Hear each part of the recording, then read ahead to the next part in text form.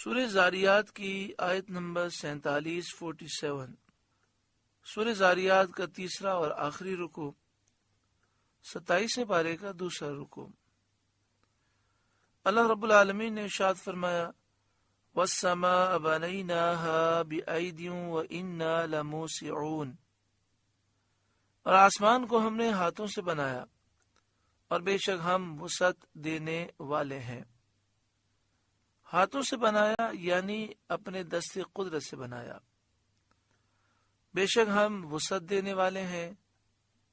اس کو اتنی کہ زمین ماں اپنی فضا کے اس کے اندر اس طرح آ جائے جیسا کہ ایک میدان وسیع میں گیند پڑی ہو۔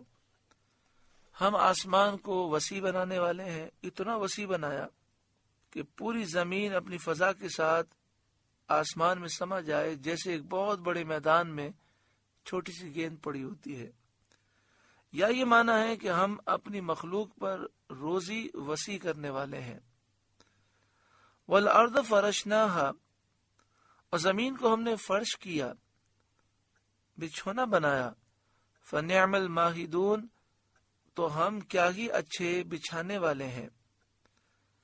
وَمِن كُلِّ شَيْءٍ خَلَقْنَا زَوْجَيْنِ، اور ہم نے ہر چیز کے دو جوڑے بنائے، مثل آسمان اور زمین اور سورج اور چاند اور رات اور دن اور خشکی اور تری اور گرمی اور سردی اور جن و انس اور روشنی و تاریکی اور کفر و ایمان اور سعادت و شقاوت اور حق و باطل اور نر و مادہ کے، ان سب چیزوں کے ہم نے جوڑے بنائے۔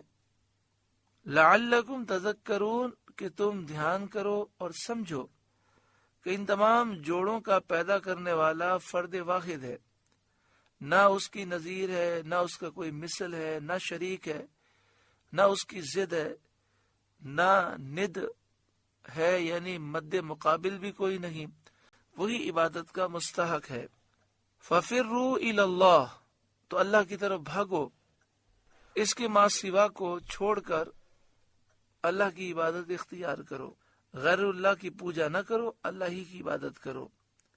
انی لکم منہ نذیر مبین، بے شک میں اس کی طرف سے تمہارے لیے واضح ڈر سنانے والا ہوں۔ ولا تجعلوا مع اللہ الہا آخر، اور اللہ کے ساتھ اور معبود نہ ٹھہراؤ۔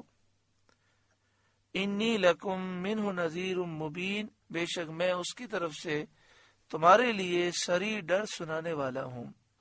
کذالک، یوں ہی جیسے کہ ان کفار نے آپ کی تکذیب کی، آپ کو جھٹلایا اور آپ کو ساحر و مجنون کہا، ایسے ہی پہلے لوگوں نے بھی کہا۔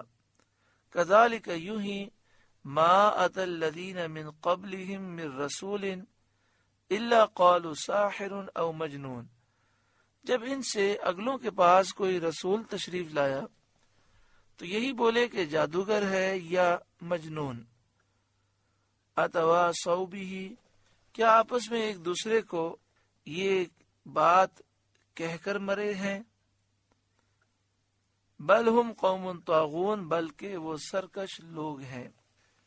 یعنی پہلے کافروں نے اپنے پچھلوں کو یہ وصیت تو نہیں کی کہ تم انبیاء کی تکذیب کرنا اور ان کی شان میں اس طرح کی باتیں بنانا، لیکن چونکہ سرکشی اور طغیان کی علت دونوں میں ہے، پہلے کے کافر بھی سرکش تھے، اب کے کافر بھی سرکش ہے، اس لیے گمراہی میں ایک دوسرے کے موافق رہے۔ پہلے لوگوں نے بھی رسولوں کو ساحر مجنون کہا، اب کے لوگوں نے بھی یہی بات کہی۔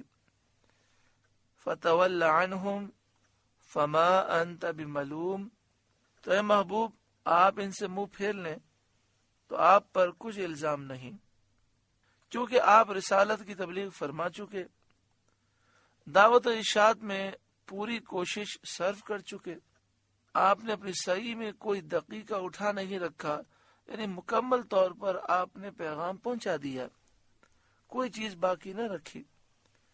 شان نزول یہ آیت نازل ہوئی تو رسول کریم صلی اللہ علیہ وسلم غمگین ہو گئے، اور آپ کے صحابہ کرام کو بھی بہت رنج ہوا کہ جب رسول کریم صلی اللہ علیہ وسلم کو اعراض کرنے کا حکم ہو گیا کہ آپ چاہیں تو ان لوگوں سے منہ پھیر لیں، تو اب وہی کیوں آئے گی؟ اور جب نبی نے امت کو تبلیغ بطریق اتم فرما دی، مکمل طور پر پیغام پہنچا دیا، اور امت سرکشی سے باز نہ آئی، اور رسول کو ان سے اعراض کا منہ پھیرنے کا حکم مل گیا، تو وقت آ گیا کہ ان پر عذاب نازل ہو۔ اس پر وہ آیت کریمہ نازل ہوئی جو اس آیت کے بعد ہے، اور اس میں تسکین دی گئی کہ وحی کا سلسلہ ختم نہیں ہوا، منقطع نہیں ہوا۔ سید عالم صلی اللہ علیہ وسلم کی نصیحت سعادت مندوں کے لیے جاری رہے گی۔ چنانچہ ارشاد ہوا، وَذَكِّرْ، اور سمجھاؤ، فَإِنَّ الذِّكْرَىٰ تَنفَعُ الْمُؤْمِنِينَ، کہ سمجھانا مسلمانوں کو فائدہ دیتا ہے۔ وَمَا خَلَقْتُ الْجِنَّ وَالْإِنسَ إِلَّا لِيَعْبُدُونَ، اور میں نے جن اور آدمی اسی لیے بنائے کہ میری بندگی کریں اور میری معرفت ہو۔ انسانوں اور جنات کی تخلیق اسی لیے ہے کہ لوگ اللہ کو پہچانیں، اللہ کی فرمانبرداری کریں۔ ما اريد منهم من رزق وما اريد ان يطعمون، میں ان سے کچھ رزق نہیں مانگتا اور نہ یہ چاہتا ہوں کہ وہ مجھے کھانا دیں۔ میں ان سے رزق نہیں مانگتا کہ میرے بندوں کو روزی دیں، یا سب کی نہیں تو اپنی ہی روزی خود پیدا کریں، کیونکہ رزاق تو میں ہوں اور سب کی روزی کا میں ہی کفیل ہوں۔ کتنا پیارا درس ہے کہ جب اللہ تعالیٰ نے ہمیں دنیا میں پیدا کیا، ہماری روزی کا انتظام ہماری پیدائش سے پہلے کر دیا، تو جب ہمیں کمانے کی فکر نہیں کرنی، جو نصیب میں لکھا ہے وہ ضرور ملے گا، تو پھر ہم عبادت کیوں نہ کریں؟ کمانے کی فکر نہیں کرنی، اس کا مطلب یہ ہے کہ کوشش کرنی ہے، جو نصیب میں لکھا ہے وہ ضرور ملے گا، فکر آخرت کی کرنی ہے۔ وما اريد ان يطعمون، اور نہ یہ چاہتا ہوں کہ وہ مجھے کھانا دیں، یعنی میں ان سے یہ مطالبہ نہیں کرتا کہ میری مخلوق کے لیے وہ مجھے کھانا دیں تاکہ میں اپنی مخلوق کو کھانا تقسیم کروں۔ ان اللہ هو الرزاق ذو القوة المتین، بے شک اللہ ہی بڑا رزق دینے والا، قوت والا، قدرت والا ہے، سب کو وہی دیتا ہے، وہی پالتا ہے۔ فَإِنَّ لِلَّذِينَ ظَلَمُوا ذَنُوبًا مِثْلَ ذَنُوبِ أَصْحَابِهِمْ، تو بے شک ان ظالموں کے لیے عذاب کی ایک باری ہے، جیسے ان کے ساتھ والوں کے لیے ایک باری تھی۔ فَلَا يَسْتَعْجِلُونَ، تو مجھ سے جلدی نہ کریں۔ تو بے شک ان ظالموں کے لیے عذاب کی ایک باری ہے، ان ظالموں کے لیے جنہوں نے رسول کریم صلی اللہ علیہ وسلم کو جھٹلا کر اپنی جانوں پہ ظلم کیا۔ عذاب کی ایک باری ہے، یعنی عذاب کا ایک حصہ ہے، نصیب ہے، جیسے ان کے ساتھ والوں کے لیے ایک باری تھی، یعنی پچھلی امت کے جو کافر تھے، جو انبیاء کی تکذیب میں ان کے ساتھی تھے، ان کا عذاب و ہلاک میں حصہ تھا۔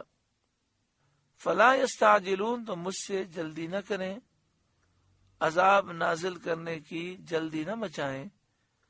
فویل للذین کفروا من یومہم الذی یوعدون، تو کافروں کی خرابی ہے ان کے اس دن سے جس کا وعدہ دیے جاتے ہیں، اور وہ قیامت کا دن ہے، اس دن کافر ہلاک و برباد ہوں گے۔